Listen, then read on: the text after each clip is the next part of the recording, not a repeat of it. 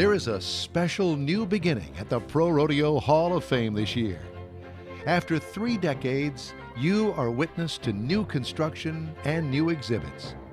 There's the exciting new National Finals exhibit, sponsored by Las Vegas Events, that includes modern interactive displays. And there are the improvements to our Preferred Arena, improvements that make the sport come alive and grab the attention of fans, tourists, and commuters on the interstate. Our 2009 class of inductees have all been rodeo standouts in their own special way. From a 7-time world champion and one of the greatest saddle bronc riders in the sport's history, to rodeo's first Triple Crown winner and one of only 2 men to win average titles in both rough stock and timed events at the same Wrangler National Finals Rodeo. Dan Mortensen is a world champion saddle bronc rider who shares the title for most world titles with the legend Casey Tibbs. Leonard Ward was the first cowboy to ever win 3 gold buckles in the same year. Walt Arnold qualified for the National Final steer roping 19 times and won a world championship. Irv Corco and his contracting company lay claim to being part of the National Finals Rodeo from its inception. Ace Berry is one of 2 men to ever win NFR average titles in a rough stock event and a timed event in the same year. Ted Noose was the 1985 world champion bull rider and qualified for the National Finals Rodeo a record 14 consecutive years. Ladies and gentlemen, please welcome your Pro Rodeo Hall of Fame class of 2009.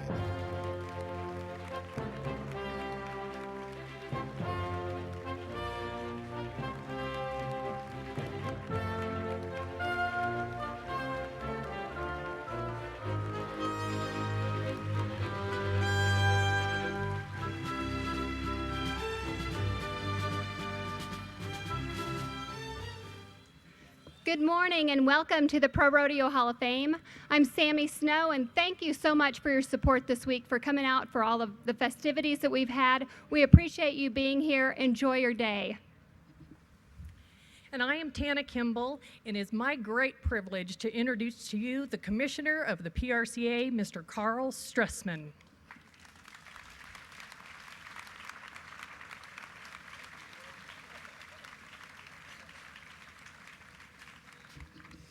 Well, first of all, what a great day in Colorado. A beautiful setting and a beautiful day for the induction of our 2009 Hall of Fame class. This kind of weather just goes to show you that I really believe that God's a big fan of rodeo too, so he produces these kind of days for us. We can't do things around either one of our associations without the help of some people. So I'm going to take a brief time to introduce to you our sponsors, the sponsors of the PRCA. If you are a part of that sponsor group and you're out there, rather than going through all the names, and would you please just stand and so we can give you a hand, please? If you're part of that our sponsor group, would you stand, please?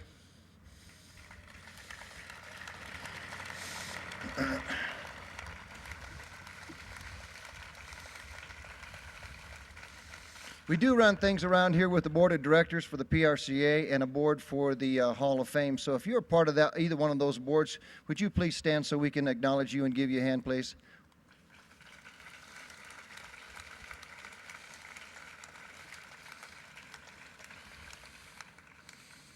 Without further ado, thank you all for being here. This is a great, great experience. This is going to be a great day. Please enjoy yourselves. Congratulations to the class. Congratulations to the families.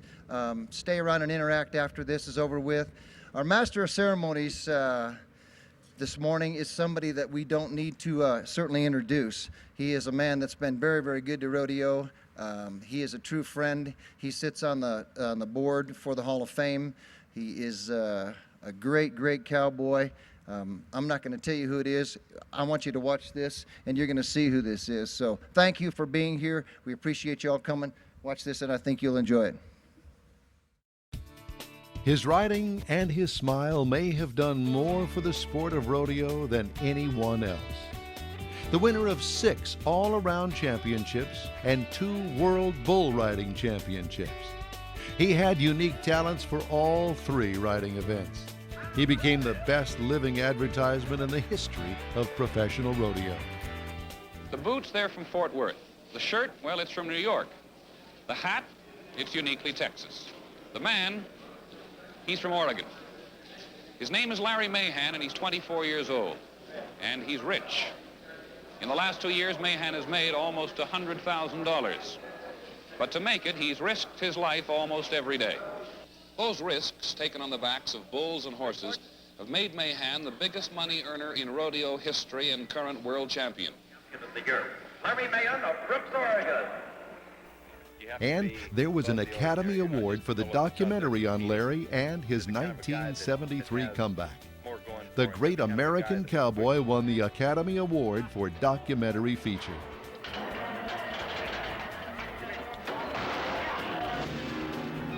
Rodeo fans, our host today is Larry Mahan. But first, a commercial message.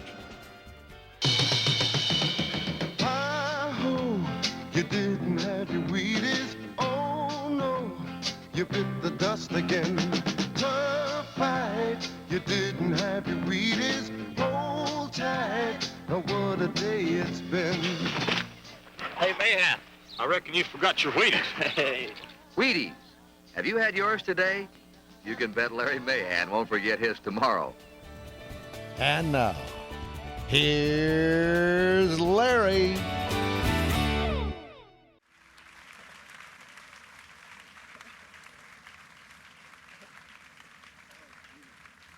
Expect that one, did you, Bull?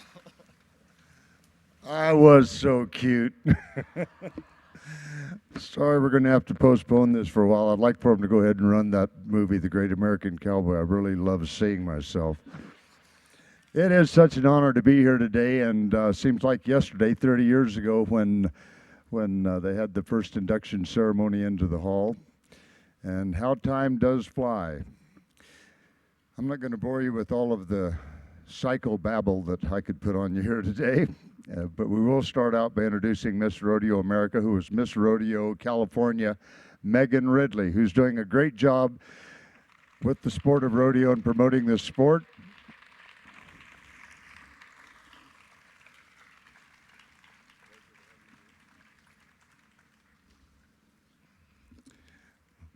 Well, to get on with the action, number one, why they would have a bull rider lead the group up here today. It was a bit confusing to me, but I wasn't the only one confused because he was trying to bring them all directly to the stage. So obviously he's in a hurry to start talking. This young man back in 1980 was the Rookie of the Year in the PRCA, year out of high school. Went to one of my rodeo schools, and I still feel that he should give me a percentage of the action that he's won over the years. He's become a great businessman. I think, as most of you people know, people who ride bulls and bucking horses and compete in the world of rodeo are adrenaline junkies. And I hope that this young man feels fortunate because he's still an adrenaline junkie. He now plays the stock market. He doesn't have to keep track or figure out what the four-legged animals will be doing. He's trying to stay on top of this market. And he said it's the same deal. He said you just have to know when to jump out or jump off.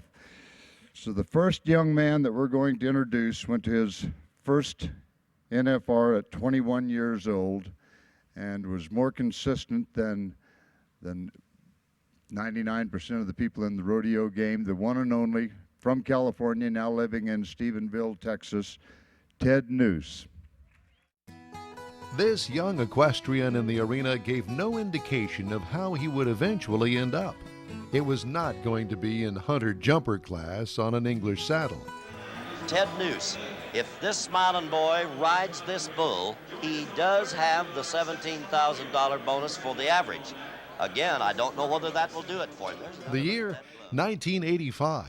The National Finals Rodeo, Oklahoma City. A classic engagement. Now there's his traveling partner, Charlie Sampson, on the back of the chute. You see his swelled face, the bandages on him. He was slapped in the jaw by a bull earlier. Charlie says riding. Come on, Ted. Come on, Ted. Charlie Ted Noose could be going for that championship. Oh, yes, yes, yes. All right, Ted. come to their feet. They are loving this boy from Manteca, California. Ted Noose was making history.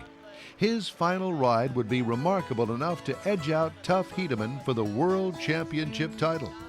The win brought Ted $53,000 in prize money and all the adulation and other benefits that come with such an accomplishment. It was only 4 years earlier that Ted had been named PRCA Rookie of the Year.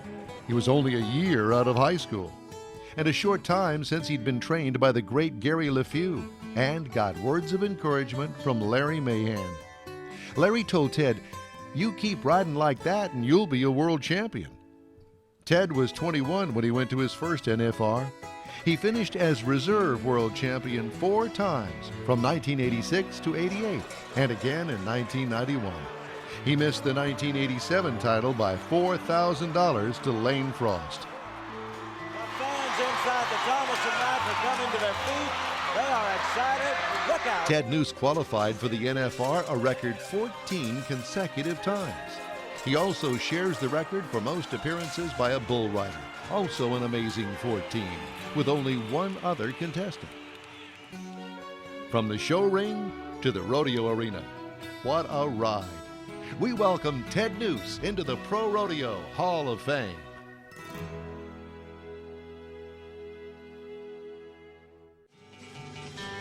The champ, Ted Noose. Ever since I've known this young man, he's done everything with a lot of class.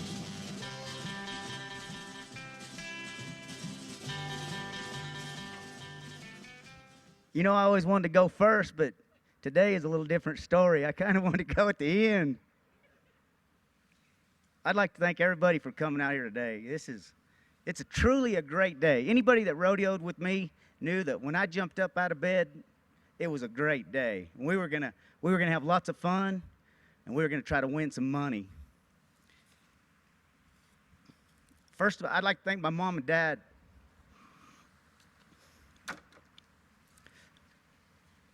They bought me a pony when I was 5 years old.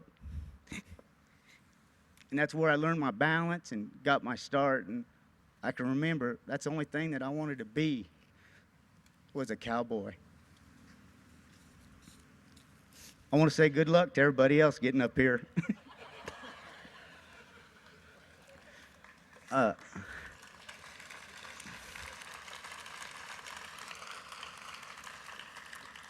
JD and Delagar, they took me to my first rodeo school, which is held by Larry Mahan, and then later to Gary LeFew's. Larry Mahan told me when I was a kid, if I kept improving the way that I did at his school, that someday I would be a world champion. And that day that I won the world championship, he was commentating, so that was pretty unique. And then Gary LeFew, these guys had been big impacts on my life at an early age. Gary told me that how important it was to think positive and to keep a positive mental attitude. Well, I did my very best, and it worked out for me. One of the first guys that I started rodeoing with when I got started out was Jerry Beagley. Jerry Beagley in 1979 was runner-up to Donnie Gay. And Jerry taught me how to get to rodeos cheap in a Subaru car, and we got to a bunch of them. Charles Sampson and I, we started rodeoing together in 1982, and man, I never seen anybody. Charlie, the stuff that we learned from Gary was like believe, believe, believe. If you have a positive belief system and you really believe in it, anything can happen. And I watched that Charlie. I mean, I entered him in rodeos. I was doing all the entering. I'd enter him, and he would win. He would draw the very best bull. You couldn't have reached your hand in there and picked out a better one at almost every rodeo. It was so exciting to see Charlie win that championship. Some of my favorite rodeos that I would go to across the United States, of course, Fort Worth, where I feel like cowboys are king. I would call my good friend Hud to come pick me up. He'd take me around Fort Worth. He introduced me to Northside. which is a very exciting place for a young man. And then whenever I'd go down there to San Antonio, I'd call my good friend Doug Adams. They got a beautiful place there in Boerne, Texas.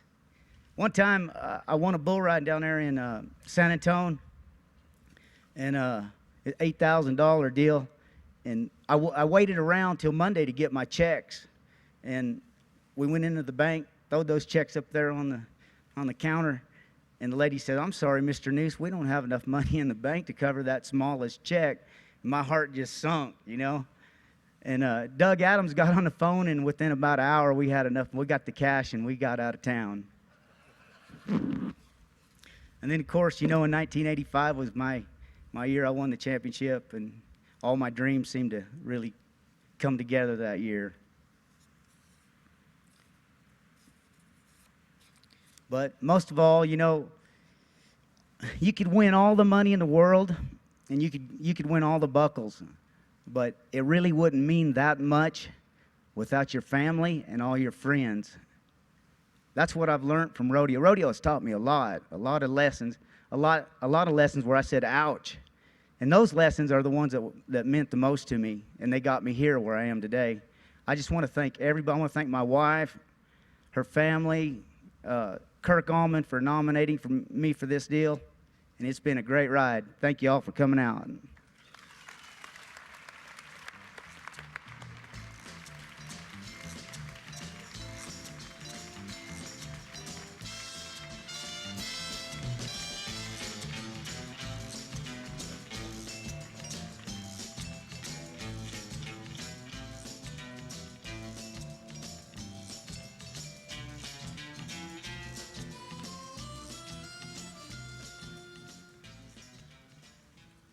Commissioner, are you going to have buckles like that made up for all of us other guys that have been in the hall?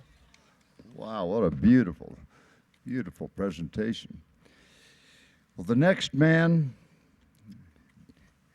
is an amazing fellow, and I had a chance to throw him in the plane with me a few times back in the old days.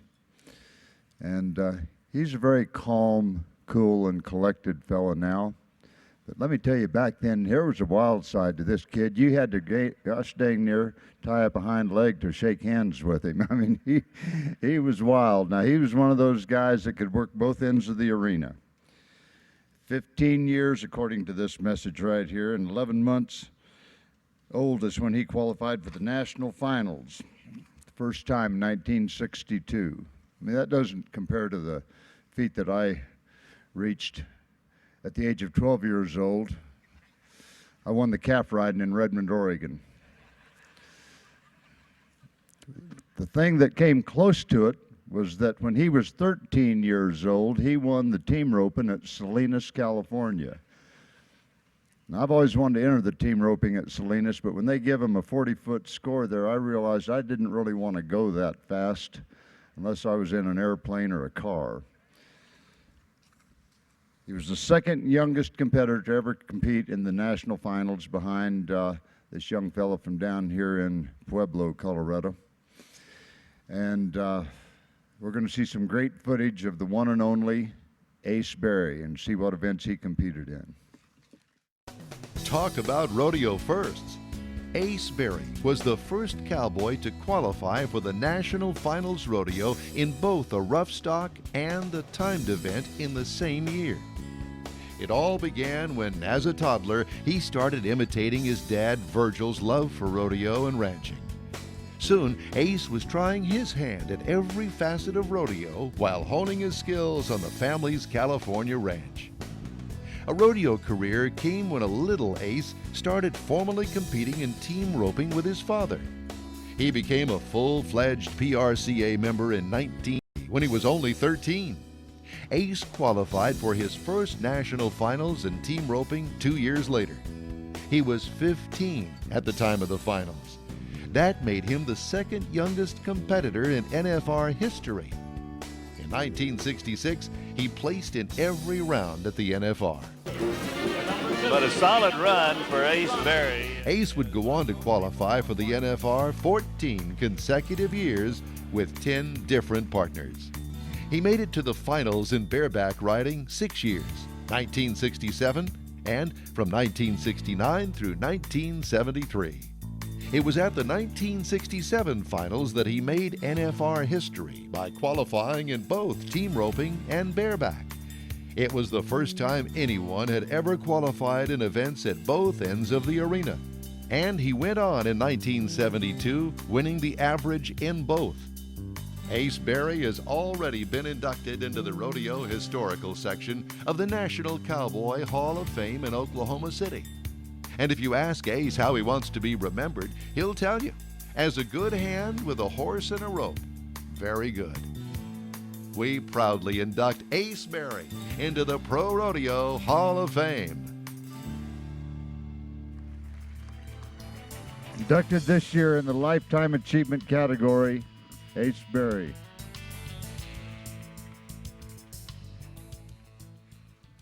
Well, there's no words that can describe how much this means to me. So I'll just go on, and this is the proper time to thank everybody that's helped me get here. First, I'd like to thank my mother. She's been the #1 supporter of me throughout my entire career and my entire life. She still supports me to this day, and she couldn't be here today with me because of health circumstances, so this one's for you, Mom. I'd like to thank my dad for teaching me how to rope and my horsemanship.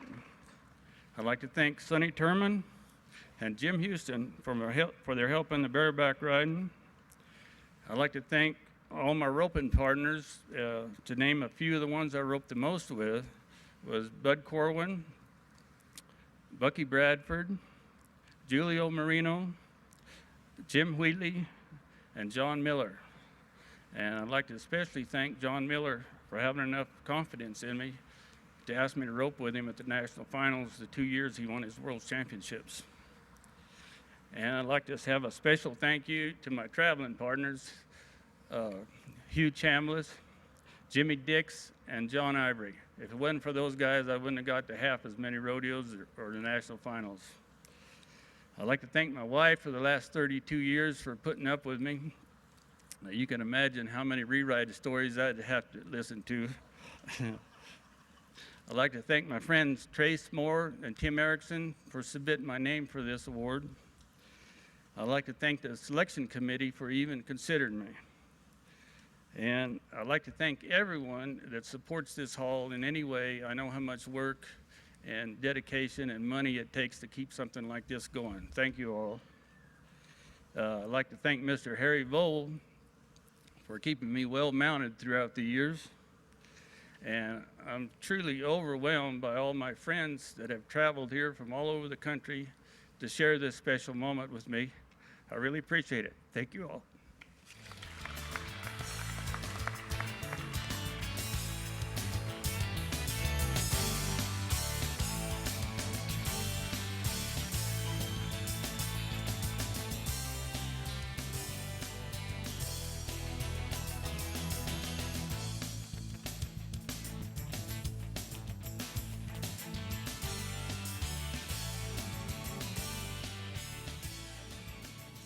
Ace Berry.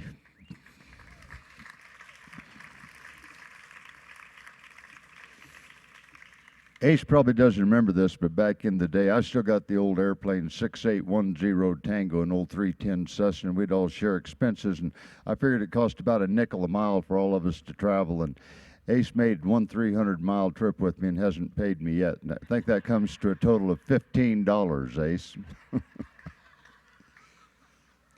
The next man joined the PRCA it was RCA then, back in 1958, and formed the Cork Sutton Rodeo Company with his South Dakota buddy James Sutton. And they had stock at every national finals from its inception in 1959. I remember their big rodeo was Huron, South Dakota, and they always wanted to get those young fellows who'd been winning quite a bit to come to their rodeo, and they said, we'll show you more fun than you can ever imagine. And they certainly did show us a good time. In fact, every one of their rodeos that we would go to, they really made you feel that you were appreciated. And inducted into this year's stock contractor category is Mr. Irv Korkow, and we have a great film of Mr. Korkow. Tonight, you'll be watching a truly classic occasion, the first National Finals Rodeo. Talk about a streak. There's been Korko stock in every National Finals Rodeo since the first in 1959. Irv Korko went from operating a Red Horse service station and the Northwestern Motor Company to ranching and rodeo producing. He produced his first rodeo near the family ranch. He quickly realized more organization was needed in the sport and organized the South Dakota Rodeo Association. Irv moved from amateur rodeos to the PRCA in 1958 as part of the Korko-Sutton Rodeo Company.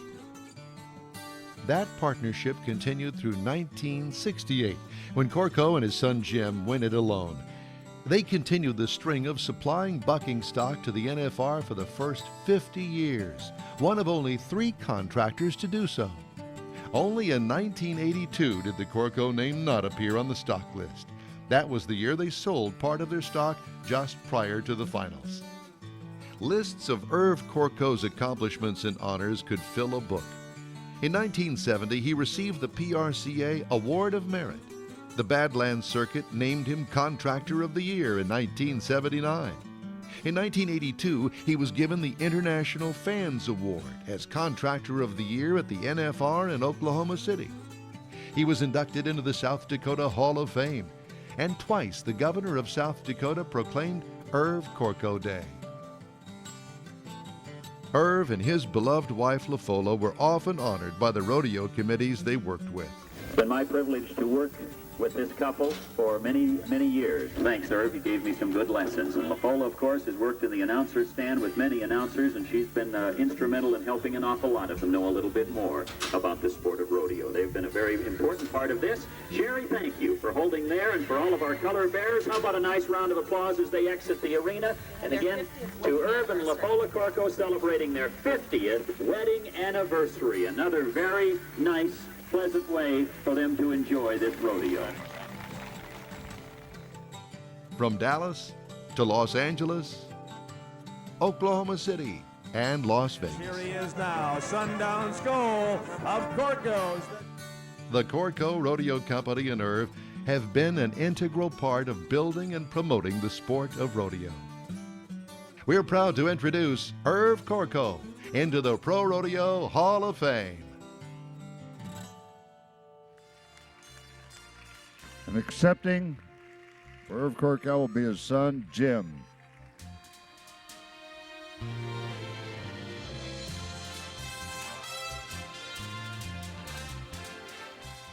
Thank you all.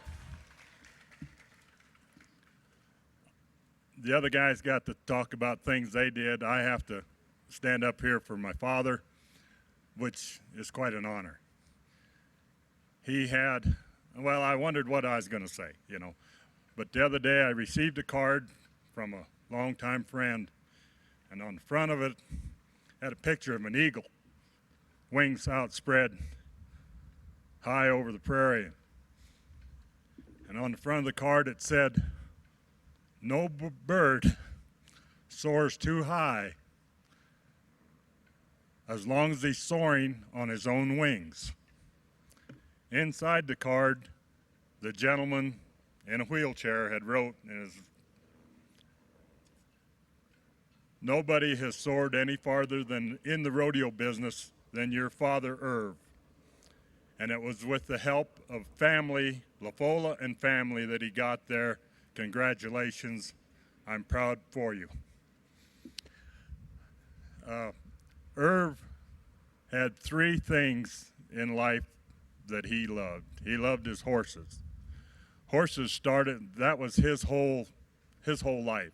He started out trading horses at a very young age and breaking horses, breaking saddle horses, breaking teams. He got through the 30s trading horses. They showed on the film where he had a Flying Red Horse Station. He had car dealerships. He traded cars for horses that were starving, horses people couldn't get along with.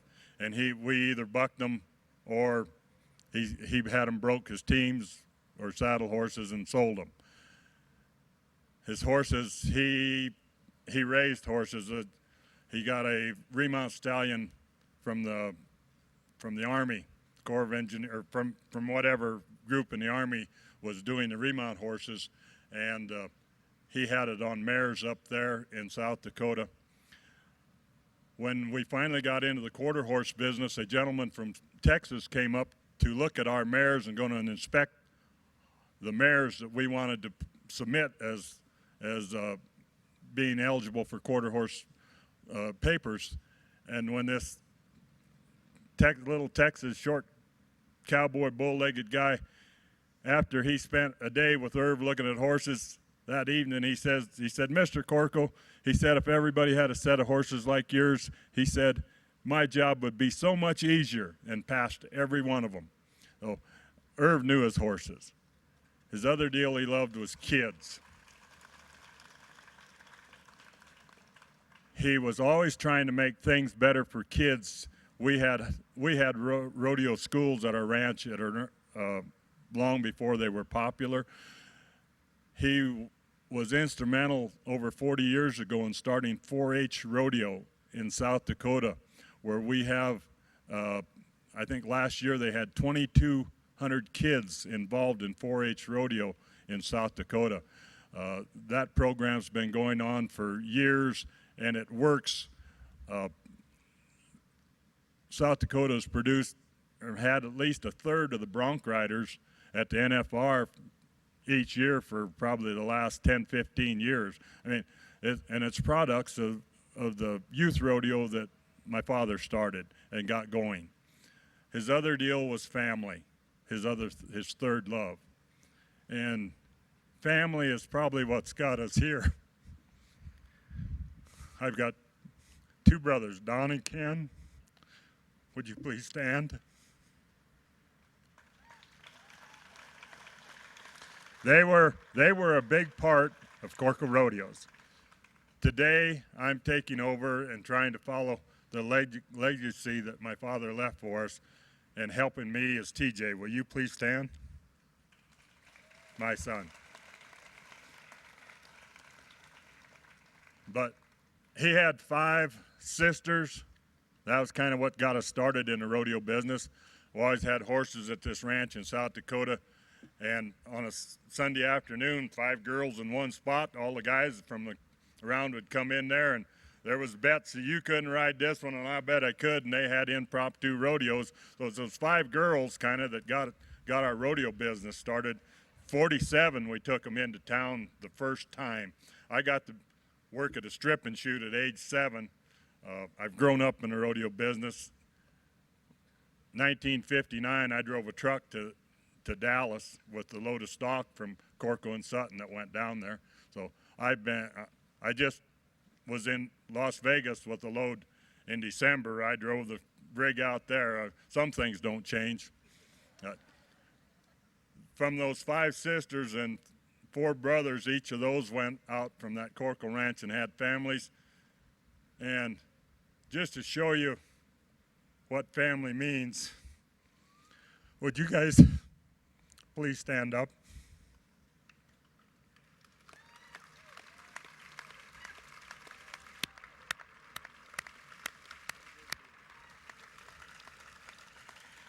Each one of my aunts and uncles is represented here with cousins and first cousins, and what a tribute to my father. Thank you.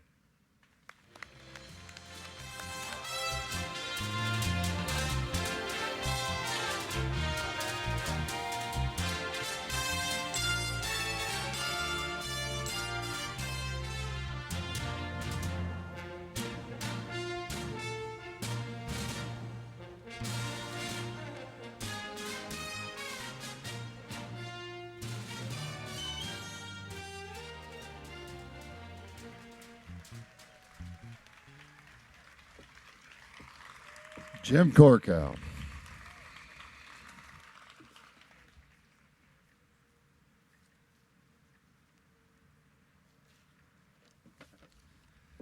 This next man has been a rancher all of his life, and I guess that's where the rodeo game started. From guys like this, they had to find something to get him away from that hard work day in and day out. He really laid around for the first 25 years of his life, didn't do much at all except ranch. And then he started going out and roping steers and went to the national finals 19 times. And one of the long, all-time good guys in the rodeo game. I've never really, now I'm sure some of his old steer roping buddies have probably seen him get upset, but I've never seen him anywhere without that smile on his face. The one and only Walt Arnold. He had a rope in his hand as soon as he could walk, and it wasn't long after that he was riding and roping. Don't tell Walt Arnold that you can't learn to be a champion cowboy by working on the ranch. His working practice paid off. He qualified for the national final steer roping 19 times. Walt won the World Championship in 1969, and he finished as reserve grand champion 3 additional times in 1971, 78, and 79. Along the way, Walt Arnold made it to the National Finals Rodeo in team roping in 1966 and 1968. You always knew when Walt Arnold was in the arena. Friends, one of the finest people you'll ever want to meet in any professional sport.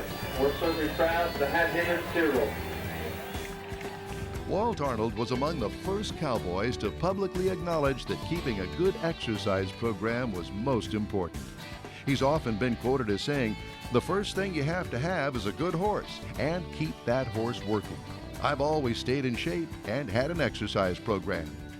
Walt is known as a founding member of the Cowboy chapter of the Fellowship of Christian Athletes. Walt's work ethic and exercise have paid off. He's been able to continue to pursue competition well into his later life. We welcome Walt Arnold into the Pro Rodeo Hall of Fame. Inducted this year in the steer roping category, Walter Arnold.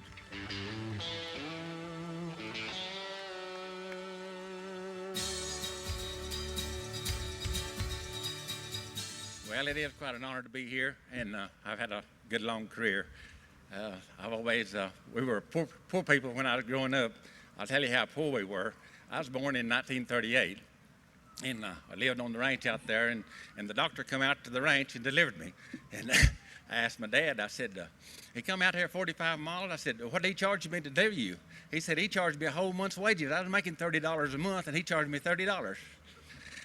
And so it's been a pretty tough old time, and we were just, and people just right out of the Depression had to go to work, and we always had a bunch of milk cows, chickens, and a garden, and hogs, and we just kind of lived on what we had. Nobody had hardly any money back then. And when we would go to town, well, they'd give me a quarter, and you could go buy 20 foot of cotton rope for 20 cents. So I'd go buy 20 foot of cotton rope, and that cotton rope got me in trouble a few times. I was playing with my rope one day, and a couple of girls come by. I roped this one girl, and she just laughed and took it off.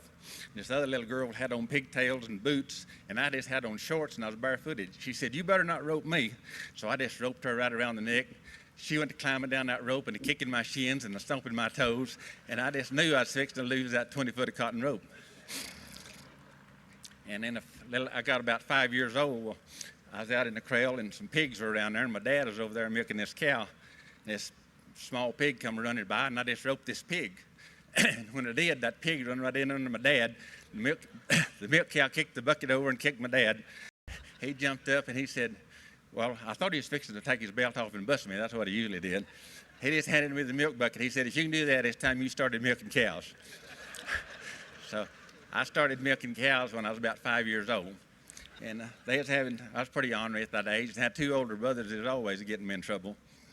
And when I was 7, I come in off the school bus one day, and my dad farmed about 2,300 acres of dry land farm. And when I got off the bus, my dad said, come here, Walt, get on this tractor. And I had an old John Deere D tractor with a one-way on it. It was one-way, and he made one round with me. He said, all right, you plow till dark. So I started plowing on a tractor when I was 7 years old. I was about like Irv. Back in those days, it took the whole family to make a living, and whatever was needed to be done, the kids did. And then when I was about 9 years old, I'd had a little Shetland half-paying horse that I'd learned to ride a good bit. And we had a lot of screwworms in our country. I don't know if y'all know what screwworms are, but some of you older guys do. When a calf or any animal would get any cut on his flesh, these flies would lay eggs on them, and they'd get screw worms in there, little worms, and they had to be doctored. And when I was about 6 years old, I'd go with my uncle, was a real good roper out in the pasture, and he would doctor one day, and there's a baby calf there that had screw worms in his navel. I said, let me rope that calf. He said, you can't rope that calf. I said, let me have first loop. He said, okay. So I just went up and roped that calf. So I started roping off the horse when I was 6 years old. And my dad always stressed on me to watch your money. And a neighbor over there had a colt. He had doped him off the Matador Ranch. And we went over, my brother bought a horse there, and I asked my dad, I said, what do you want for that colt? And this guy said, well, I'll take $25 for him. And so I said, I wish you'd buy me that colt. He said, all right, if you think you can break him, I'll buy him for you. So I said, okay. So my two brothers were on their horses, and it was about 9 miles home. We started home and got about halfway home. And my older brother, he was always doing something to me. He said, all right, about the time you broke that colt. So he got off, took my saddle off of my horse and put it on this colt. He said, get on there, we got to go. So I started breaking horses when I was 9 years old. And then we had a little roping club there in town. Everybody team ropes now, but back then everybody roped calves. And every little town around had a calf roping club. And I was 8 miles to town. We didn't have a trailer or anything to get the horse around. So I'd ride 8 miles to town on Sunday afternoon, rope about 8 or 10 calves, and ride home. And then when I was 14, I went to my first rodeo at Post, Texas, a junior rodeo there. And my dad loaded this horse up in the back of a pickup with sideboards on it. We drove 90 miles down there to Post, Texas. And I didn't win anything, but I began to learn watching other people what they were doing to win, trying to figure out how to win. And Larry said I didn't do anything until I was 25 years old, but I got married when I was 17, so I had to get to work. And back then, you could get a ranch job for $150 a month, so I worked on ranches around for $150 a month. And they offered me a job running a maintainer for the county, so I decided I'd do that, and I could break 2 colts on the side for $50 a month to have a little bit of money to rodeo on. And that's kind of how we got started. And in the fall, there's cotton gins all over that country. Me and my brother would go to town and work at the cotton gins at night for $1 an hour. We worked 84 hours a week for $1 an hour, and I'd always have a couple of colts at home to ride for $50 a month. So, Larry, I was doing a good bit before I got to be 25.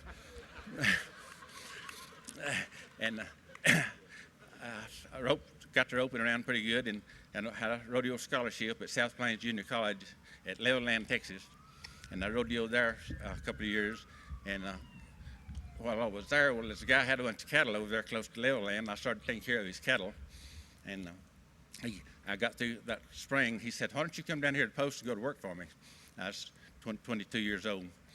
And I got down there, and after about a year, well, he come out there one day, and he said, well, you're going to be my foreman.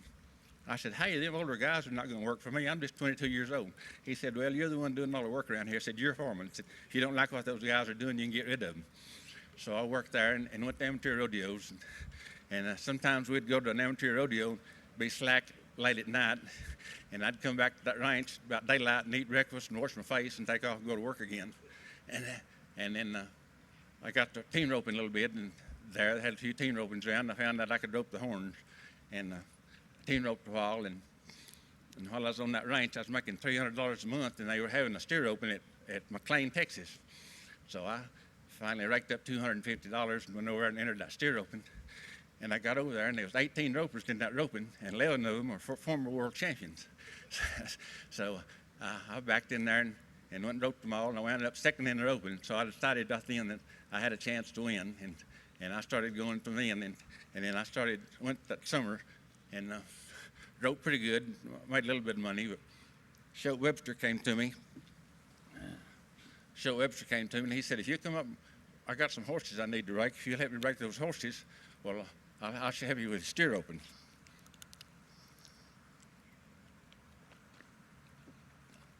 So I went up there and went to work. And I said, well, what do you want me to do? He said, you see those 23 head of horses out there? I said, they're 3 to 5 years old. He said, I want you to break them. I said, okay, we'll try that. And so he started buying yearlings in and bought about 13 head of yearling calves. We had to process them and get them ready. And I said, what are we going to do to winter these cattle with? He said, you see those 2 mules out there in that wagon? I said, well, you learn to back those mules up and load cake. So I stayed there all winter and helped me a lot. He showed me a lot of things and was really a hard worker, one of the hardest working guys I ever saw. And then I started rodeoing from then and took off then that spring. And I got to Fort Collins up in this country, and Don McLaughlin said, you got a calf horse? And I said, no, I don't have one right now. I just got this steer horse. He said, well, I'll enter you in the calf roping for half if you ride my horse. So that first year, Shote Webster and Don McLaughlin both helped me. I rode Don's horse all summer and had a pretty good year. And then things went to going better then. And I rodeoed pretty hard there for 3 or 4 years and made a little bit of money. And then after I won the championship there in 1969, sometimes you get humbled after you win the championship. And I went to Denver that year. I'd placed in the team roping, and I wound up 17th in the calf roping that year. And Dale Smith at that time was the only man that had ever been in all 3 roping events and made the finals. So that was my goal, to try to make the finals in all 3 events. And so I went to Denver, and boy, I practiced hard. And back then they roped some big old calves, and I got me some big practice calves, and I thought I was really ready. So I placed on my first calf, and we placed in the team roping first go round. And so I rode my horse that afternoon, and Tim Prather wanted to ride my horse that night. And I was riding around through the campers there looking for Tim, and a blue heeler run out and heeled my horse, and there's some ice there. And when he did, well, that horse fell. I fell like that and broke my right wrist. So they put me in the hospital there, and the doctor said, your wrist is ruined. Said, you will never be able to rope again. Said, we're going to put you in a cast up to here, and then we're going to leave that cast there for 10 weeks. And but said, you will never be able to rope again. So I said, well, I'm going to go talk to another doctor. I don't like that opinion. So I went and talked to another one. He told me the same thing. I said, well, who works on the Denver Broncos here?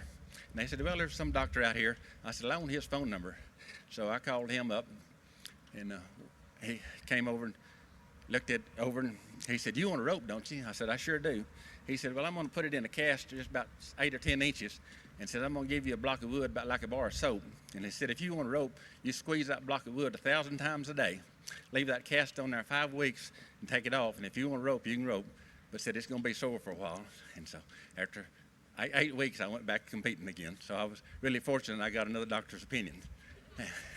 So we went on and had some more good years. And cattle business got real good about that time. And in 73, I had a bunch of cattle. And they had that freeze that went on the cattle business. And I lost a good bit of money. And Gene Newman had been buying me those steer roping cow cutters around. And he said, if you'll get some wheat pasture, said, I can buy some cattle in Montana. I can buy those heifers for 27 cents, and I can buy the steers for 32. And said, you get me all the wheat you want. And said, I'll buy the cattle, and you take care of them, and we'll split it. And I said, okay. So I started going on there in the 70s, and I had 2 sons and 2 daughters, and it hadn't been for them, I couldn't have done all that. And everybody else wanted me to take care of their cattle. So there for several years, I'd take care of 3,000 to 5,000 cattle every winter, and I'd have 5 or 6 horses. And I doctored those cattle, and by spring, I'd have about 6 horses ready to sell. So those horses have always got me out of the cattle business. I was broke there, and the horses got me out. And then in the 80s, then when interest went to 18-20%, I had a bunch of cattle. And the last time I went broke, well, I just doubled up, and the next year I caught up. That worked pretty good. I said, well, let's do that again. So I doubled up, and sure enough, I got in worse trouble that second time. And so I didn't know what I was going to do. I had land payments coming up, and before that, I had made a down payment on 320 acres of land there, joining our ranch. And just a little after that, well, I made a down payment on another 900 acres. So I was making down payments on that land there. And when that crash came in '84, I went in the banker, and he just said, how are you going to get this all paid for? I said, you owe about $60,000 here. And I looked at him a little bit, and I said, well, if you'll just loan me money to buy horses and give me enough time, I said, I can pay this $60,000 back. He said, well, I wouldn't do this for many people, but I'll do it for you. He said, you get after them. So I started buying horses and working them, and horses got me out of that debt. It took 14 years to pay that $60,000 back, and the time I paid it back after 14 years, it added up to $140,000. But I was able to pay it back and keep my land. There in the 80s, there was 1 year there, I went into the tax office. I couldn't pay all my taxes. I said, well, I'm going to pay you half of it. And I went to my land, where I owed money from the land bank. I said, well, I'll pay you half of it. And they said, well, you can do it this year, but you can't ever do it again. So they let me pay half of my land payment and pay half of my taxes. And then after that, well, things went to going pretty good again, and I got to selling a lot of horses, and I started team roping. I used to rope calves and trip steers, and I'd make fun of the team ropers. The team roping didn't pay very good back then. Even when I made the finals, they didn't have but about 25 rodeos that had finals. I said, those guys at team rope are too lazy to get off of the horses. And so well, I found out I got too lazy too as I got older. So I'm still able to team rope, and team roping's been pretty good. And there for a few years I did pretty good, and then they kept raising my numbers. They got me a 6 head number, and so I finally this year after I talked to him, and I said, I'm 70 years old. I said, I believe I deserve a 5 Healy number. He said, well, we'll try you for a while. So I got to rope as a 5 for a while, and I've been getting along pretty good. And Denny Gentry has started the World Series team ropings, and I've been getting along real good at them. You got to be in the top 4 at any of his ropings to get to go to his ropings at Las Vegas in December, and that pays $100,000 a man if you can go to them. And I've already qualified for the 11 and the 13, and I get to go to Las Vegas this winter, and it's really something that a guy my age can get to run at that kind of money. But I've always stayed in shape and worked at it pretty hard. But the rodeo and horses have always been part of my life. When I was 6 years old, my dad went to Clovis, New Mexico to a steer opening. Bob Crosby and Ike Rude and Everett Shaw and all the old timers were there. And we got back home, and they said, what are you going to do when you grow up? I said, well, I'm going to be a world champion roper, and I'm going to be a rancher. So that's been my goal all of my life, and I've had a lot of ups and downs, but things are going pretty good. 2 years ago, well, the wind companies came in there and wanted to lease. We have more wind out there in the Panhandle of Texas. I live on the south side of the Palo Duro Canyon, and we always knew we had more wind there than anywhere else. And 6 companies come in there, and they got to bidding against each other. So I got a good enough lease out of that deal that I'm debt free for once in my life. and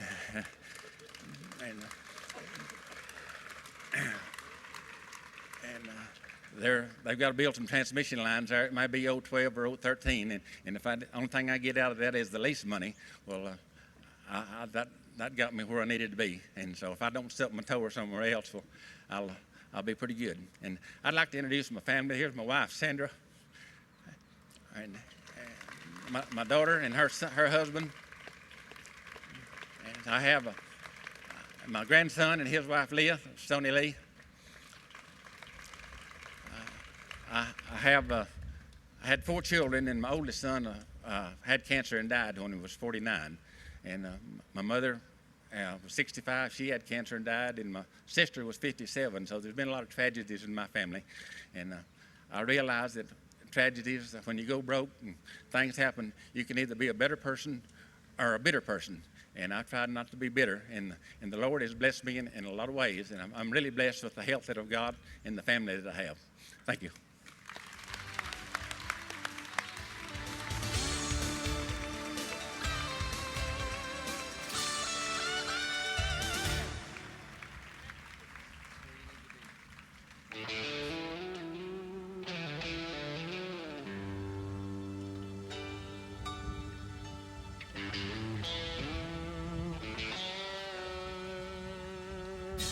Walter Arnold.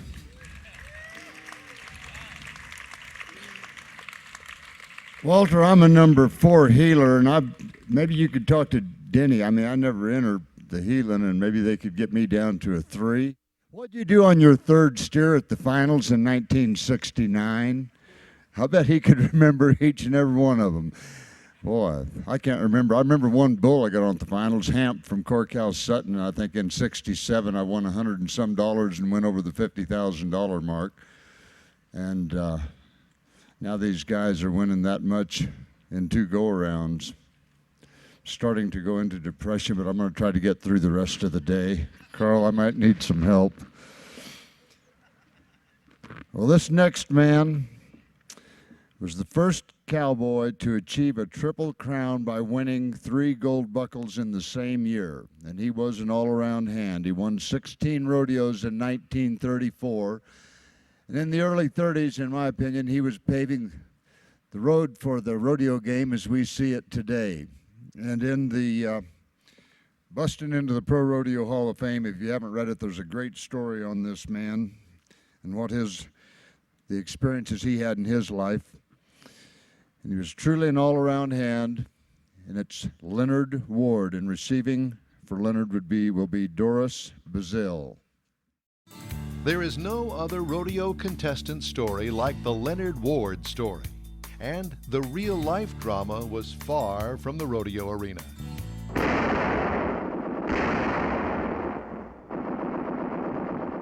In the early 1940s, this was what newsreels and movie theaters across the country were showing. And it was 1941 that Leonard Ward left the sport of rodeo. He was working construction on Wake Island when he was captured by the Japanese and held as a prisoner of war for 45 months.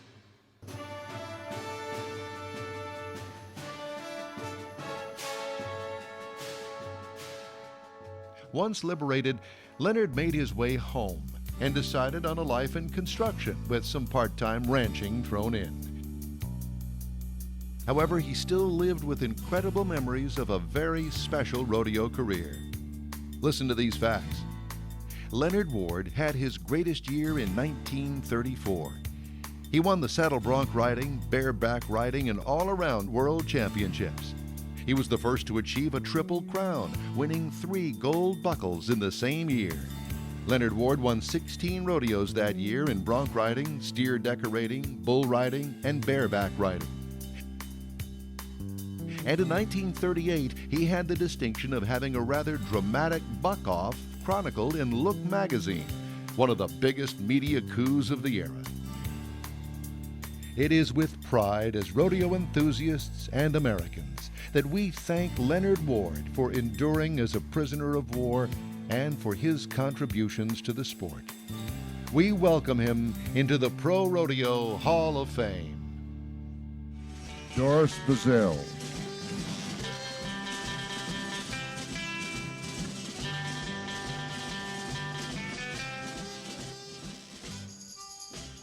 Good morning. Guess what? I'm not Leonard Ward. He was my great uncle, and I did not know him, but I do know one thing for sure.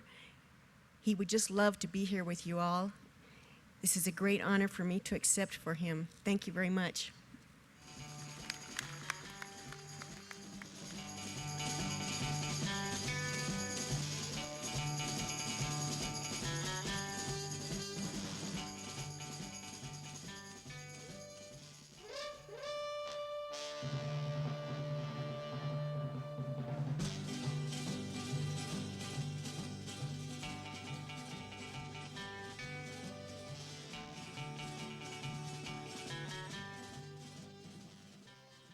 Doris lives in Broomfield, Colorado. Well, now we're down to number 6. Dan the Man won the same number of bronc riding championships as the late, great Casey Tibbs.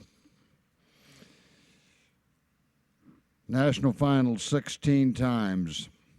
It's amazing. And he's not worn out yet. Here's the man that set the record straight. And of course, Montana has always been known for its great bronc riders. We're going to see some great footage on Dan Mortensen. Reflect on the iconic statue that graced your path as you entered the Hall of Fame grounds, the one you've been watching throughout this ceremony. The likeness of Casey Tibbs, the symbol of the hall, and the perfect metaphor for this inductee. And here comes Dan Mortensen.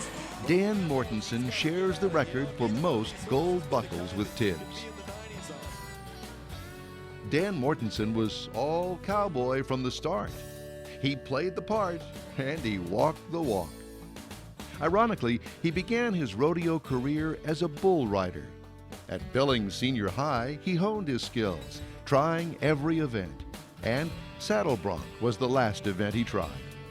It was not until Dan was attending college that he thought of turning pro.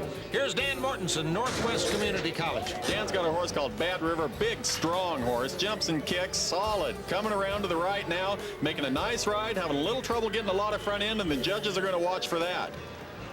Nice ride, though. Made a good ride. Well, he kind of happy with the 73. He tips his hat to the crowd. That's a nice ride. Dan Mortensen, Bay Armar, T-Bay Scovum, Donnie Peterson. What a comeback! Dan Mortensen has 6 Saddle Bronc titles. He garnered the gold buckle from 1993 to 95, in 97, 98, and 2003.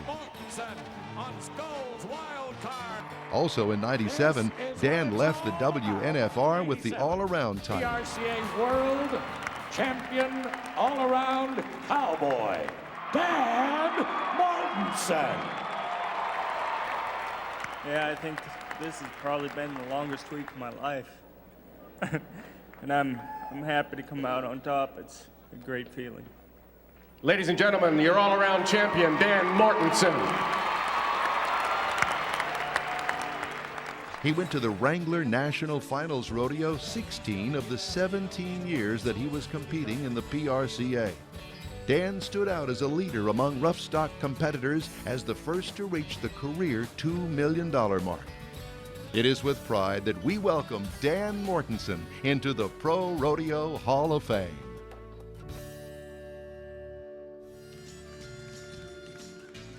Dan Mortensen, $2.5 million, 8 seconds at a time. Now that's quite a deal.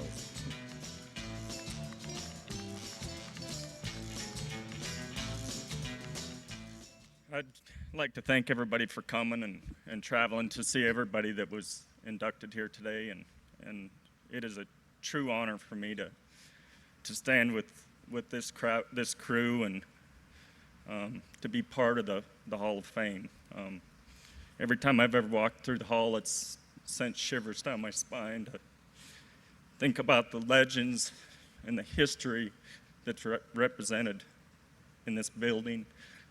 I intend to do my part to hold up that history and to educate the next generation about our traditions. That's something that rodeo has always been very strong and very proud of. Started competing in rodeos when I was about 11. My dad's always been probably my greatest inspiration and mentor. I'd like to thank my mom and dad. I have 3 sisters that came down here and a bunch of their kids, and family's always been behind me and supported me tremendously. I always thought that, I never really concentrated on the achievements that I made when I was rodeoing. I always was too busy getting down the road to the next one. So I always figured I'd look back at the end of my career and be able to appreciate my achievements a lot more. And I think, like anybody here can attest to, that it's when you do get done and look back, the achievements are great, but it's the family and the friends that you make along the way that helps you achieve what you have, that probably means more than any of the accomplishments that we can ever win. I've had great traveling partners all throughout my career. I'd really like to thank them. They helped me, and they're like brothers. You spend night and day with them and traveling up and down the road. I'd like to thank the sport of rodeo at all levels too. I started out when I was 11 and came up through youth rodeos and high school rodeos, college rodeos, amateur rodeos. And it's a learning process. It's definitely not easy. Rodeo is a very humbling sport. About the time you think you got it figured out, you're going to be pulling your head out of the dirt. So it keeps you pretty humble. I'd like to thank all the stock contractors in the PRCA. I've got to get on some of the greatest bucking horses in the world. And to me, that's an honor to be able to get on stock like that. And they love the horses as much as they love their own family. And that's something that people outside the sport don't understand, is how much that stock means to us as contestants and contractors. I'd like to thank the rodeo committees that put on pro rodeos around the country and all rodeos. They work all year long to produce joy. And, their rodeo might only be 1 or 2 days, but they put in a lot of effort all year long, and a lot of times don't get the recognition, but we need to have some place to go and have fun. I'd like to thank the PRCA staff that keeps the association running. They've done a great job. I'd like to thank our sponsors. We wouldn't have Pro Rodeo if it wasn't for the sponsors, the great sponsors that we have, and there are a lot of the tradition and the history that's associated with the sport. I'd especially like to thank Wrangler, Coors, and DeWalt, which were three of the sponsors that I was proud to be able to represent. I'd like to thank the sports medicine program that we have in rodeo today. I know Tandy Freeman's here. Looking back at the guys of, listening about the story from Denver when you broke your arm,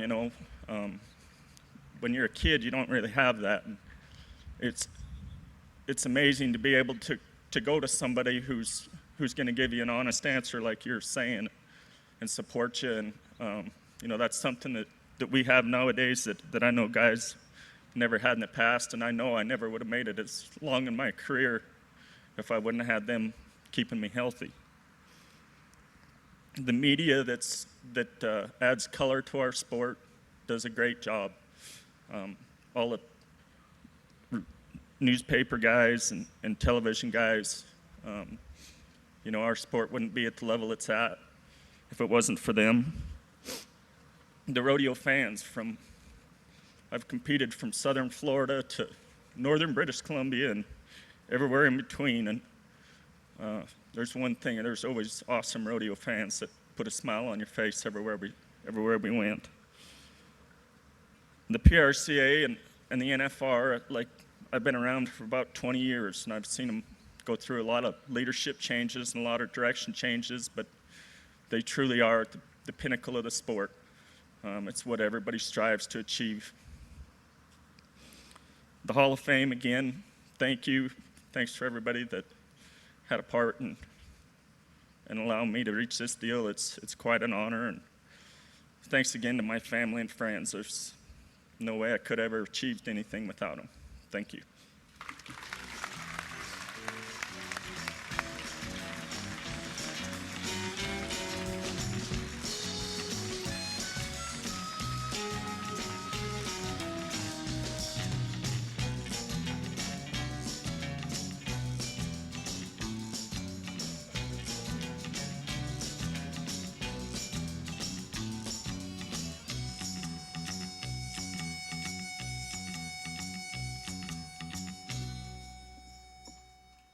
Dan Mortensen, one of the greatest bronc riders of all time.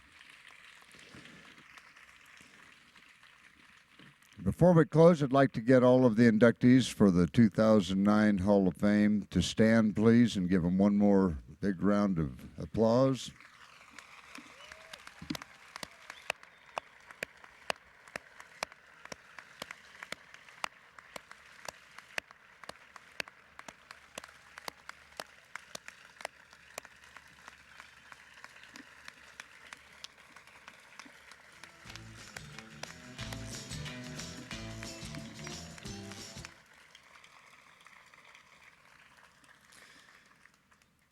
Thank you, and before we shut it down, I'd like to thank David Glott, who did such a great job. He's the head of the film division for the PRCA with all the great footage, and Tana and Sammy for the great job they're doing with the hall here and their crew and their team. And in my opinion, the rodeo game was, there wasn't a lot of light at the end of that tunnel over the past few years, and I think that we're all extremely fortunate now that we've got the man in here who's going to keep this thing alive and take it to levels that we probably can never have even imagined, and that's Mr. Carl Strussman, our commissioner. Good job, Carl. I more than often wonder of his intelligence because of someone who would take on something like this, but obviously it's the true love of the sport. He has the name for it, Stress Man. Bring it on. And again, if you're not involved with the Pro Rodeo Hall of Fame, we have ways that you can become involved in the different membership levels. And again, thank you all for coming out here today. And at 3 o'clock this afternoon, right here in the new Preferred Arena, we're going to have the Commissioner's first annual classic team roping event. And I'm a number 5 hitter, should be probably a number 4. And if I really have a good day, I don't want anybody trying to raise my number. God bless you all, and thank you all for coming out here today and supporting the pro rodeo world.